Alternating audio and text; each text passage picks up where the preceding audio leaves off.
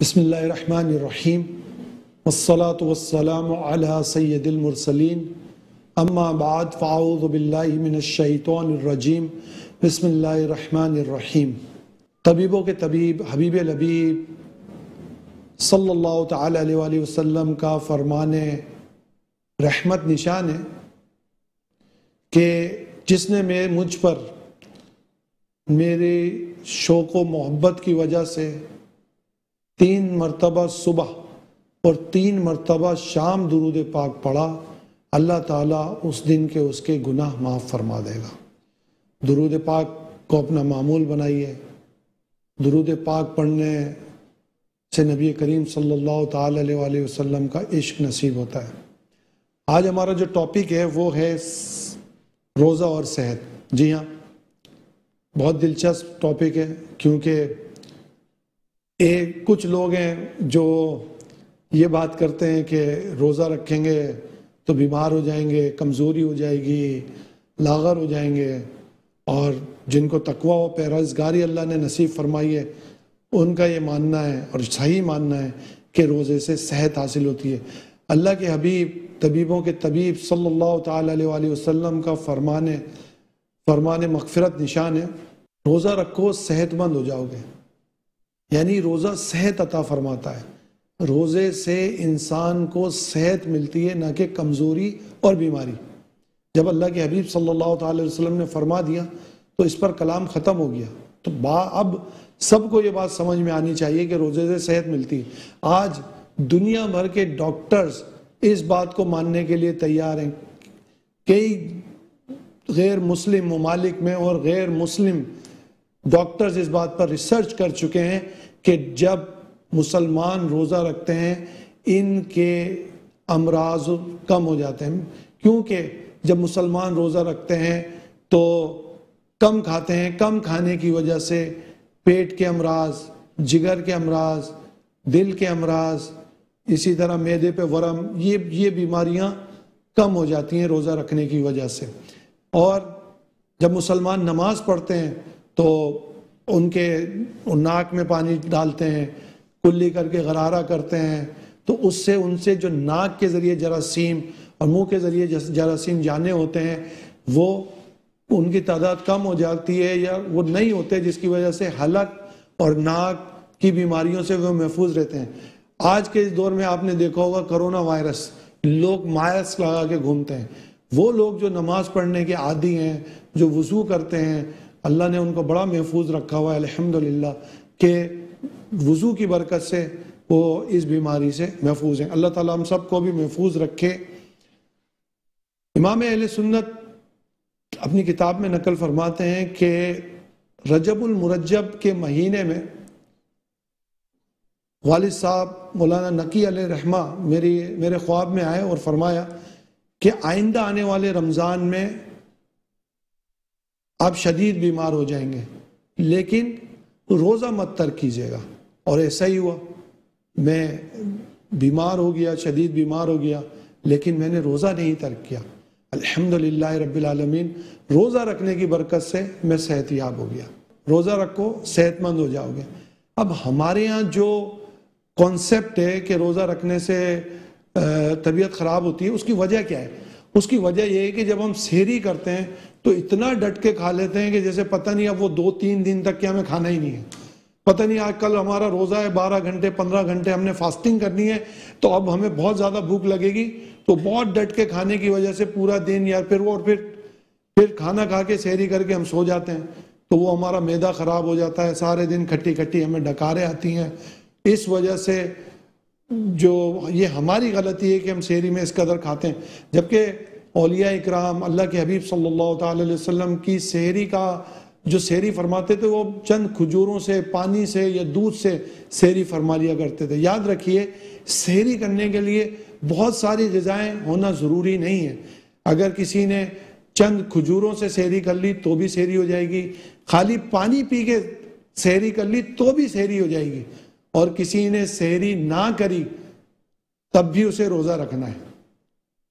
बगैर सेहरी करे भी रोज़ा उसने रमज़ानुल मुबारक का छोड़ना नहीं है, रखना है।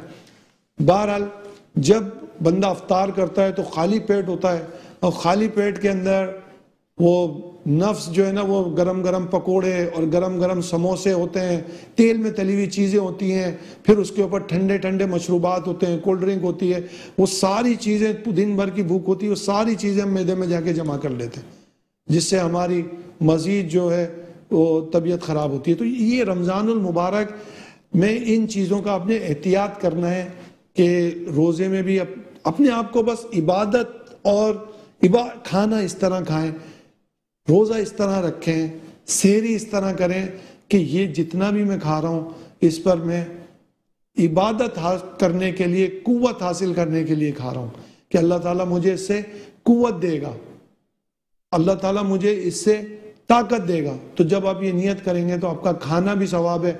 वैसे भी रमज़ानुल मुबारक में आप जितना भी खा लें सब सवाब ही सवाब है। ये सेहत के मामलात के हवाले से ये हमेशा याद रखिए कि रोज़ा रखने से इंसान सेहतमंद होता है। अब हमारे यहाँ आपने देखा होगा कि शुगर के मरीज़ भी रोज़ा रखते हैं, दिल के मरीज़ भी रोज़ा रखते हैं, और दीगर अमराज में मुब्तला, हत्ता कि डायलिसिस के मरीज़ भी बाज़ रोज़ा रख लेते हैं। लेकिन आपने ये भी मुशाहिदा किया होगा कि जो बिल्कुल हट्टे कट्टे हैं, बिल्कुल सही लोग हैं, वो रोज़ा नहीं रखते। इसकी क्या वजह है? इसकी वजह है हमारी आदत। एक वो शख्स है जिसे माँ बाप की तरबियत मिली, माहौल मिला, और वो बचपन से रोज़े रखता हुआ आ रहा है, तो उसे रोज़े रखने में कोई मुश्किल, कोई तकलीफ और कोई दुश्वारी नहीं होती। चाहे कितनी गर्मी के रोज़े आ जाएं, वो रोज़े रखता है। और गर्मी के रोज़े तो याद रखिए वो इंतहा दर्जे के गर्मी के रोज़ों और शदीद गर्मी में रोज़ा रखने पे तो वादा शफात है। अब हम क्या, हमारी आदत, जिन लोगों की आदत नहीं होती वो क्या करते हैं कि उनको कहते हैं हमें भूख लगेगी, हमें प्यास लगेगी, इस वजह से हम रोज़ा नहीं रखते।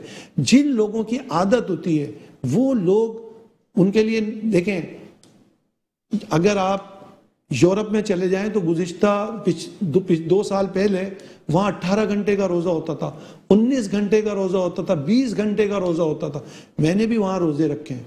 तो वो 18, 20, 19 घंटे आप सोचें तो वो रोज़ा, ठीक है, पता भी नहीं चल, मतलब रोज़ा हो जाता था, आसानी से रोज़ा रख लिया जाता था।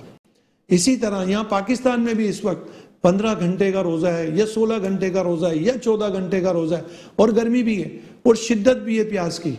लेकिन बंदा अपने रब की फर्माबरदारी में, अपने रब की इताअत में और उसके हुक्म की बजा आवरी में रोज़ा रखता है। ये बंदे का अल्लाह अज़्ज़ व जल पर यकीन है कि मेरे रब ने मुझे हुक्म दिया है तो मैंने उसकी बजा आवरी करनी है।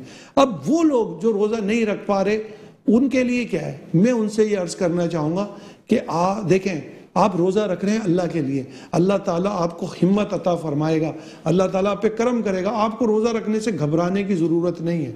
ना आप इस वजह से घबराएं कि आप बीमार हो जाएंगे, और ना ही आप इस वजह से घबराएं कि आपको भूख लगेगी या प्यास लगेगी। इसकी आप आदत बनाएं। जब आपको आदत होगी तो आपको पता नहीं चलेगा। जिस तरह आम लोग रोज़ा रखते हैं उस तरह आप भी रोज़ा रख लेंगे। एक और इसके अंदर प्रॉब्लम होती है, माहौल। याद रखिए, जब 4 दोस्त रोज़ा रख रहे होंगे तो 5वां खुद ब खुद रखेगा, और जब देखेंगे 2 दोस्त नहीं रखते, तीसरा नहीं रखता, तो माहौल ऐसा होता है, वो कहता है वो भी नहीं रखता, चलो मैं भी नहीं रखता, ये भी दिन में आके खाता है तो मैं इसके साथ मेरा खाना हो जाएगा। तो ऐसे लोगों की सोबत से भी आपको जान छुड़ाना होगी, जो लोग बेरोजगार होते हैं और जो लोग रोज़ा नहीं रखते। ख्वाजा गरीब नवाज रहमतुल्लाह ताला अलैह फरमाते हैं कि गुनाह से ज्यादा खतरनाक गुनाहगार की सोबत है। तो ऐसी सोबत से बचिए जो आपको गुनाह की तरफ ले जाए। ऐसे लोगों की सोबत इख्तियार कीजिए जो आपको नेकों की तरफ ले जाए। अब हमारी आदत बनेगी कैसे? देखिए, अल्लाह के हबीब सल्लल्लाहु ताला अलैहि वसल्लम पूरा साल रोज़ा रखते थे, पूरा साल। वो किस तरह? आप हर माह में पीर शरीफ का रोज़ा रखते हैं, आप जुमेरात का रोज़ा रखते हैं। तो इस तरह हर माह में कमोबेश आप 3, 5 जो मुख्तलिफ रिवायात में मुख्तलिफ आपके रोज़े रखने की तादाद है। तो आप और आपके असहाब रज़ियल्लाहु ताला अन्हुम अजमईन रोज़ा रखते थे। हमारे औलियाए कामिलीन भी रोज़ा रखते थे, और आज भी जो अल्लाह के नेक बंदे हैं वो भी पीर और जुमेरात का रोज़ा रखते हैं, अय्याम बैत का रोज़ा रखते हैं। तो ये जब आप ये रोज़े रखते हैं, शाबानुल मुअज्जम के रोज़े रखते हैं, रजबुल मुरज्जब के पूरे पूरे महीनों के लोग रोज़े रखते हैं, उसकी वजह क्या होती है, जब आप रोज़ा रखते हैं तो आपको उसकी प्रैक्टिस हो जाती है, और जब प्रैक्टिस होती है तो आप रमज़ानुल मुबारक में भी बासानी रोज़े रख लेते हैं। तो प्रैक्टिस मेक परफेक्ट। तो आप परफेक्ट जब होंगे जब आप रोज़े पूरे साल 4, 5, 3 कम अज़ कम पीर शरीफ के रोज़े की तो आप नियत फरमा लें कि अल्लाह के हबीब सल्लल्लाहु ताला अलैहि वसल्लम पीर शरीफ का रोज़ा रखा करते थे।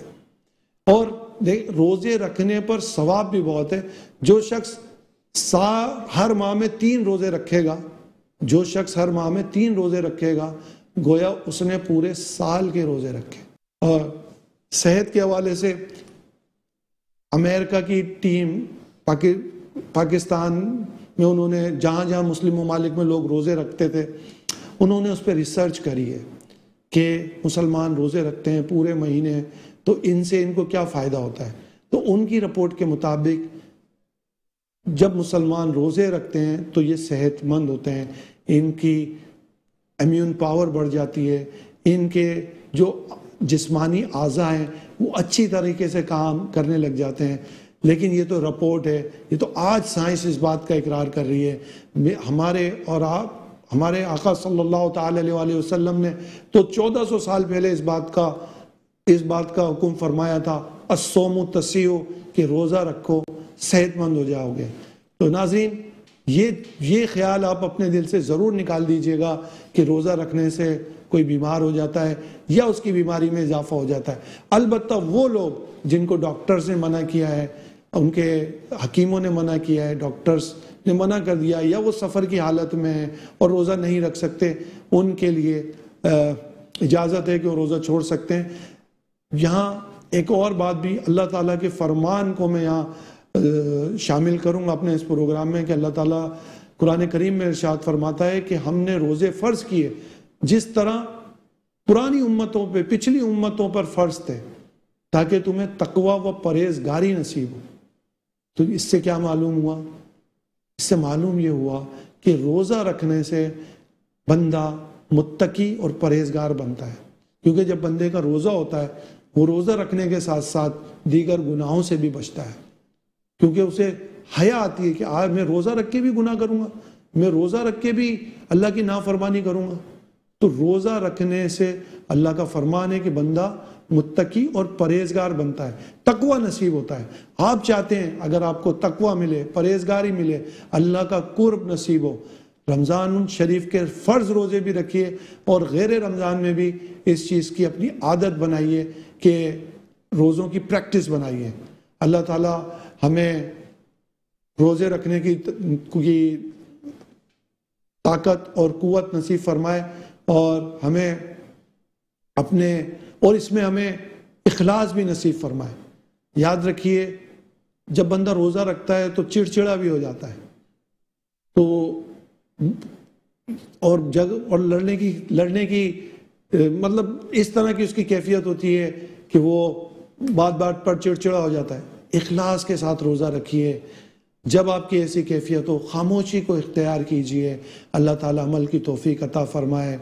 आज हम अपने प्रोग्राम में हमेशा एक नबी करीम सल्लल्लाहु ताला अलैहि वसल्लम का तरीका और एक वजीफ़ा शामिल करते हैं। तो आइए एक वजीफ़ा हम शामिल करते हैं, ला इलाहा इल्लल्लाह। जी हाँ, जिसको नींद ना आती हो, किसी को नींद ना आती हो, तो वो ला इलाहा इल्लल्लाह 11 मरतबा पढ़े और अपने ऊपर दम कर ले, इंशाअल्लाह उसे नींद आ जाएगी। इसी तरह कोई मरीज़ है, कोई जिस पे आपने दम करना है, उसे नींद का मर्ज़ है, तो उसके पास खड़े होकर 60 मरतबा ला इलाहा इल्लल्लाह पढ़िए और दम कर दीजिए इंशाअल्लाह। और इतनी आवाज़ से पढ़ें कि मरीज़ को आवाज़ ना आए, दम कर दीजिए, इंशाअल्लाह उसे नींद आ जाएगी। तरीका आज हम बताएंगे इंशाअल्लाह नबी करीम सल्लल्लाहु ताला अलैहि वसल्लम की आदत करीमा के मुतालिक, कि नबी करीम सल्लल्लाहु ताला अलैहि वसल्लम की आदत करीमा। नबी करीम सल्लल्लाहु ताला अलैहि वसल्लम सखी थे, सखी हैं। आप साइल, कोई भी साइल आपके पास आता, आप उसे खाली हाथ न लौटाते। तो ये सखावत को अपनाइए।